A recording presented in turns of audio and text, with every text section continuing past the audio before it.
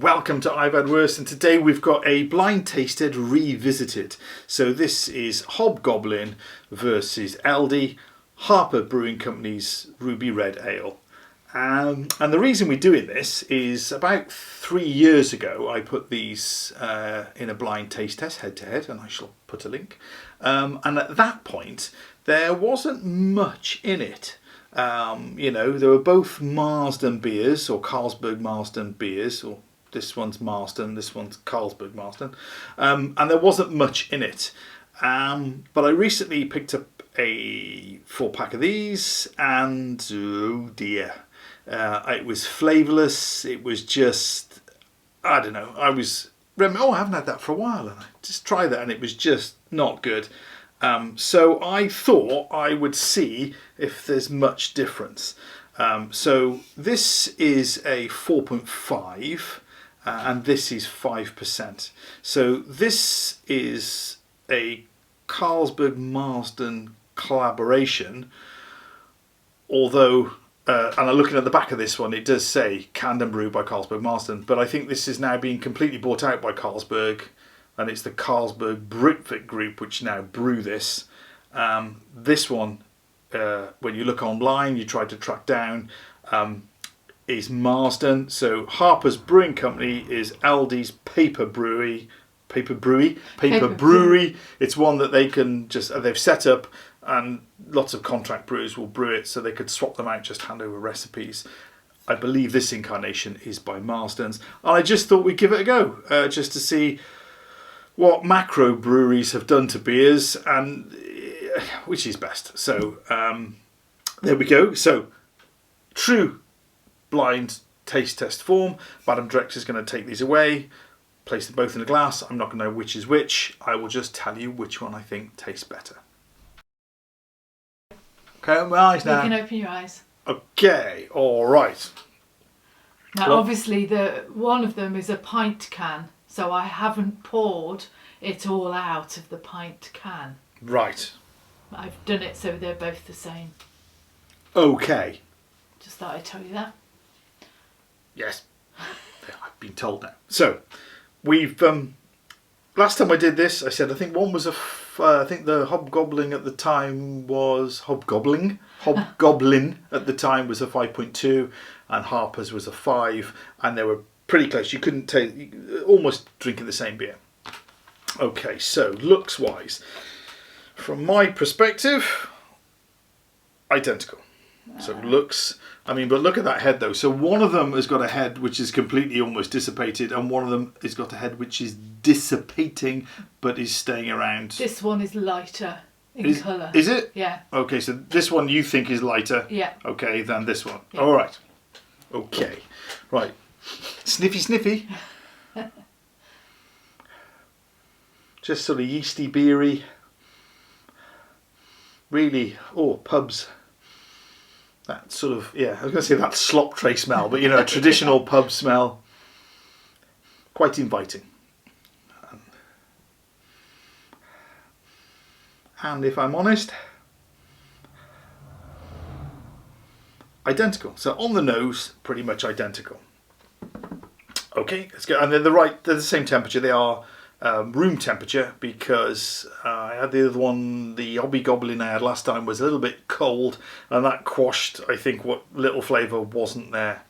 Okay, so left hand. Cheers, everybody.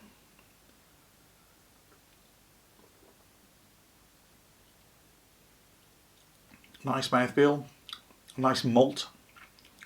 A little bit of sweetness there, but not sort of citrusy. I can't speak. Saccharine sweet, just a little bit of sweetness down the back. Quite fruity.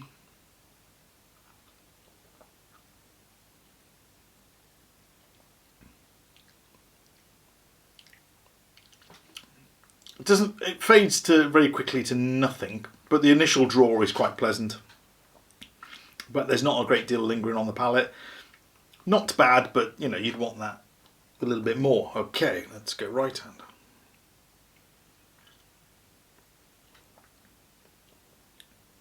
A little bit more fizz. Similar flavour profile, but not.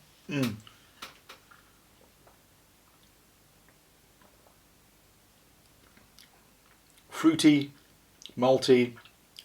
Mouthfeel is a little bit thinner. Again, not hanging around. And when you draw it, it's got a little bit of a fizz to it. Okay, so...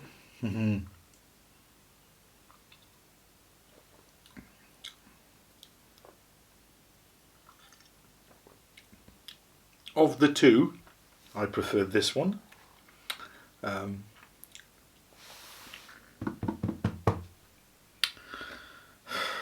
I don't know. They're both not. They're not as bad. If one of these is Hobgoblin, I know one of these is Hobgoblin. I'm having a special day. Okay, so whatever temperature we've got it at, even if you chill it down a little bit, because if one of these is Hobgoblin, that chilling down will rob any flavour. They've got to be room temperature. Of the two, I prefer this one because the mouth feels a bit better.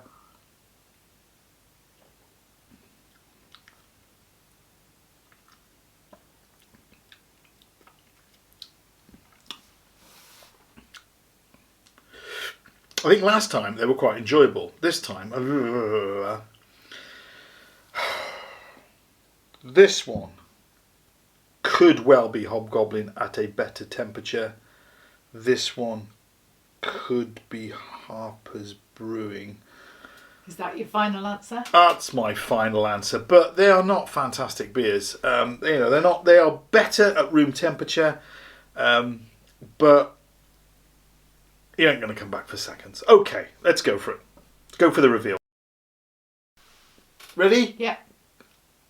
Okay, well, there you go. There's still some in that one. There's still some in that one. Okay, so don't go swinging it around. All right, then. Well, because this one was a 5%, I was hoping for a little bit more out of it. I was thinking, they've played with it. Full-bodied.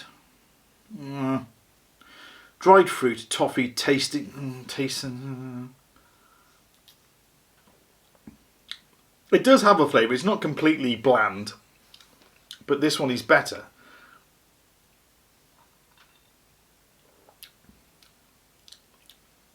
But not a patch on the original. Flavour notes, full-bodied. Full-bodied, finish of figs, raisins and dates. Fruity. Okay, so there you go. Two beers. Once were good. Now, considering last time I did it, they were both Marstons. They were okay. I think, even though Marston's owned it, I did it about 3 years ago.